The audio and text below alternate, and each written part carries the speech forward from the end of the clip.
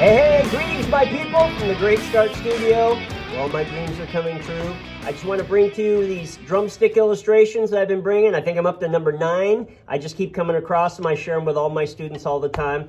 I'm just in the middle of making music tracks, what I call drum songs on the mirrored kit. I'm so excited about being able to reveal this part of my life here. The illustration I want to bring to you today is about the far end poles of being an extroverted person and an introverted person. So here, let me explain that.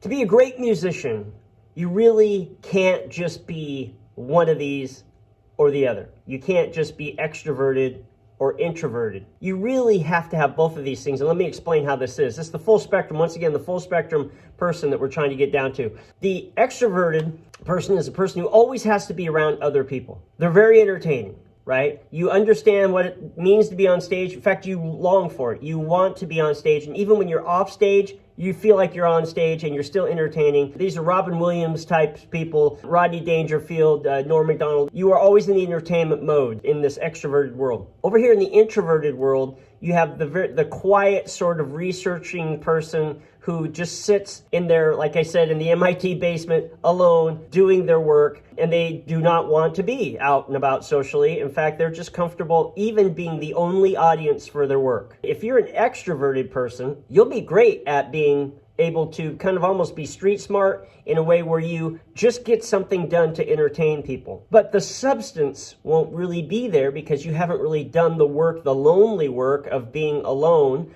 of just working out these problems. But you're fantastic at the entertainment part of it.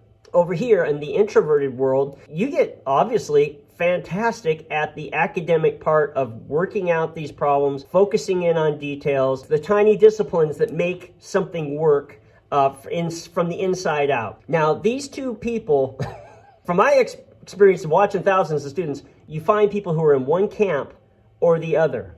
And what you want to do is be this person that is an even balance between those, because you are going to have to do both of those things to be highly effective. Yet you can be effective in one world or be effective in another world, but not completely effective. And to be completely effective, you have to be, now maybe it's because I grew up as an only child.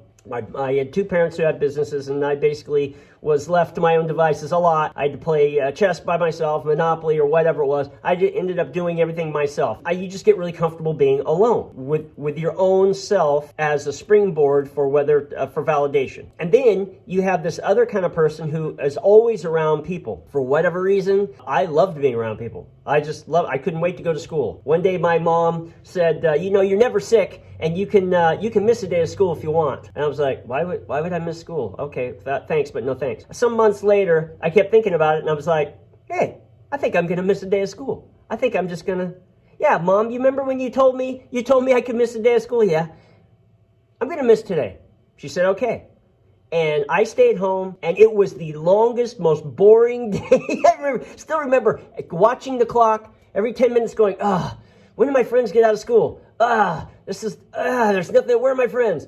If you can get both of these things together as a musician, you are really kind of an apex predator in a way, because you are the person who will grind out this stuff alone. And it's 5 o'clock in the morning in here. I'm alone in here. I mean, I love working out stuff by myself. But also to be comfortable in front of people where it doesn't bother you to grab a mic, it doesn't bother you to be in front of people, it doesn't bother you to have cameras on you, right? Have people ask you questions, fawn over you on stage, this kind of fanzine sort of thing. There are people who they recoil over that. They really recoil over that. And then there are people who recoil over being alone and doing the work. And you just want to be both of those things. Hey, I just love sharing this stuff. I just can't.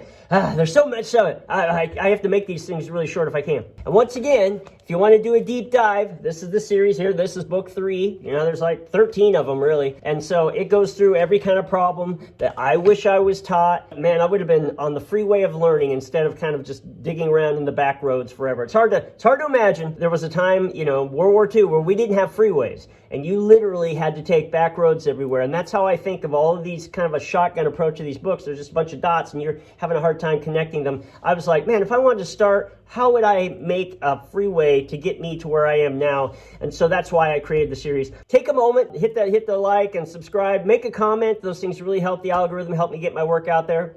So from the Great Start Studio, back at it.